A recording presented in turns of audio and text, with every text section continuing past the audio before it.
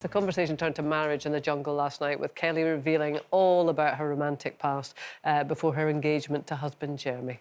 I'd been engaged about 5 times before I met my husband. And I had, like, 5 broken engagements. Did you? Wow, Yeah, Kelly, I think so. I think I lost count. So my husband was like, he never really proposed. I think he was just petrified that in the past, like, all the engagements I'd had, it was like the beginning of the end. So did you propose to him? I didn't propose, but I just said, I think we should get married next year. Yeah. Well... And he was like... Do you know, I just... so Kelly. I love Kelly's openness. Yeah, she is an absolute what you see is open what you book. get. Yeah, and her absolutely. husband adores her and she adores him. And, it's fantastic. I mean, we've seen, as you say, I mean, he absolutely adores Kelly, but does a partner's dating past make a difference?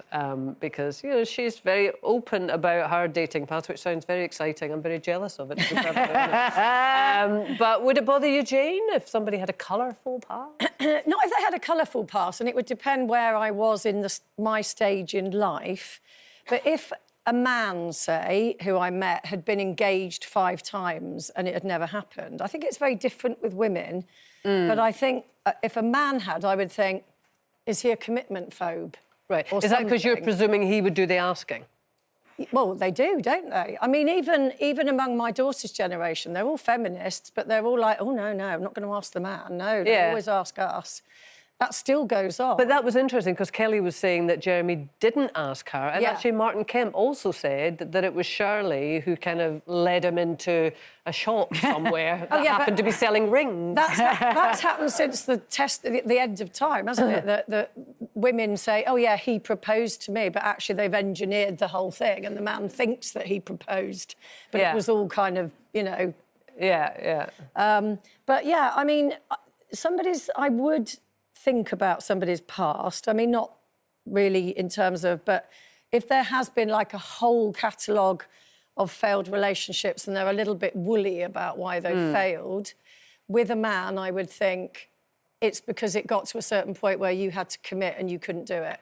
Right, OK, so it's That's a commitment thing. Think. So it's a commitment thing rather than how many people they have been with. Well, that would be that would put me off. You know, like on these shows where they say, oh, a body count of 150.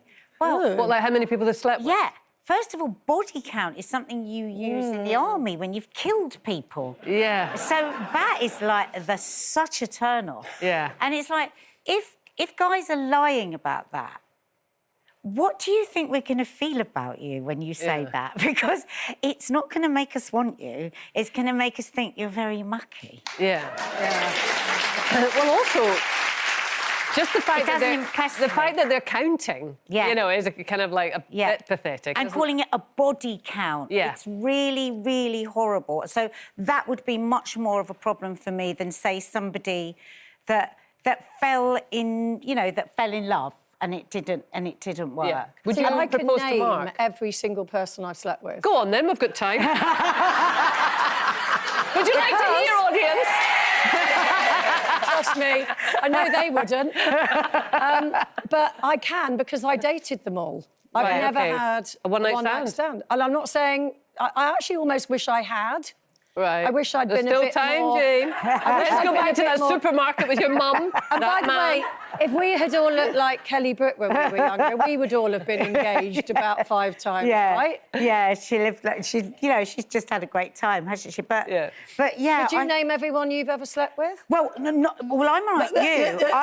People always, I don't know why people think I've had loads and loads of boyfriends, but I haven't. No. I actually haven't, because I have to have that mind-body connection. But the problem is I've got such a terrible memory that the few I have been with, I can't remember their names. No. But she does tend to remember distinctive physical features, which makes for a very interesting conversation after a couple of tequilas, I can tell you. But we should maybe just move on. Oh, I know what you're talking about. I know what you're talking about, Round to the left, round to the left. And if I told them what we were talking about, we'd be taken off air. I'll give you a clue. When an indicator's stuck to the left. They give you something to think about over the next year. And that was the sound of pennies dropping. across the audience. Now, after losing out during last night's live drinking trial as she went head-to-head with Vogue, our Kelly is at risk of leaving tonight. We don't want that to happen. No. Keep her in, keep her in. Absolutely. Yeah, no. I mean, I'll certainly be voting Kelly personally because I just love her honesty and her openness and her just energy. I think we know her very well, and that is Kelly that you're seeing. Yeah. Just all aspects of her, and that is really what the jungle is about. Yeah. You know, because you can't keep up a persona forever. Yeah. So. And when when we're in a world, look, people are always saying, "Oh, I hate the fakedom of celebrity. I hate this. I hate that." Don't be judgy when somebody is just completely themselves, because it's great. Yeah. And that's what we love about powerful women, isn't it? That they just that's Kelly. Here I am. Yeah, absolutely. We are Team Kelly. Now, it's been exactly a week since Wicked for Good hit cinemas, and it's done rather well at the box office. But lots of people have picked up on one particular scene, which shows Elphaba seducing love interest Fiyero in a chunky grey knitted cardigan, which has now been called a sex cardigan. Stylist magazine says, forget silk slips and satin robes, 2025's most talked about sexy garment is an oversized, slightly tragic knit. Now, Elphaba's cardigan became the internet's new seduction symbol. So, cardigans, can they ever be sexy? Oh, yeah. You're wearing a bit of a cardi, actually. I'm keeping it on my knees because I'm a bit chilly. Oh, right, but I think chunky... Well, about a year ago, I said to Mark, we'd be doing a live, and I said to Mark, oh, God, I just love a chunky fisherman's jumper. They've always got me going. I just love them. Right. I love a cable knit. I love... Did that just come out of nowhere? I mean, like... No, he did have a new jumper on, and I was like, oh, I just love it. You know, I wish our whole marriage you'd worn a jumper. Like one of those men on the front of an old knitting pattern. No, like a fisherman. With a pipe and a leg up on a log. No, a fisherman. or a man walking across the fields to find his lambs. I don't know. But anyway... To find his what? Lambs. Lambs. Oh, I thought she said lambs. No. We've gone into shepherds now. I think I might have gone off course. But it's so funny, because I always say I should never let Mark know things that I find sexy, because then he does them.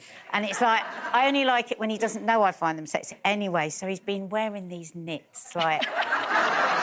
And he runs hot anyway. He's always hot, even in a T-shirt. Anyway, so the other morning, he had one on and he was just sort of doing his thing. Anyway, I went out the room, went off to do something, came back without him knowing that I was there. He had the fan on and the door wide open. He was literally like this. I said, you see, it's not sexy now, because you've got to wear it like you can just wear it, and you don't mind if it itches. But that's a knit, right? So that's a jumper knit. Same with a cardigan. But a cardigan, it's a bit chunky. Pipe and slippers on a man. Not if it's chunky. Yeah, it looks chunky. It looks lovely on Jeff. I mean, David Gandy in a cardigan. Yeah. OK. OK, we know you're on Monday, Jane. We know it. I'm here on Monday. You'd have him in a black bin liner. I would. So you don't fancy a man in a cardi. What about you? Do you feel particularly alluring when you're wearing a cardi? Well, I have... obviously, I have a newspaper column. I've had a newspaper column for 100 years. I have a cardigan I wear every time I write my column. My girls call it my column cardi. And I have to be wearing it when I write my newspaper I think that column. sounds quite sexy. You're on your typewriter. It's like my... Got your cardigan on, it's like got a your glass. blankie. It's like my blankie. And one time I went to stay with somebody for the weekend and I left my cardigan there. Oh, my God, it was the whole thing. Right. I had to get her to post it back to me. Oh, that's so cardi. Oh, no, yeah. Oh, my God. So it's not a sex cardigan, it's a column cardigan. It's a column Or cardigan. are those one and the same thing?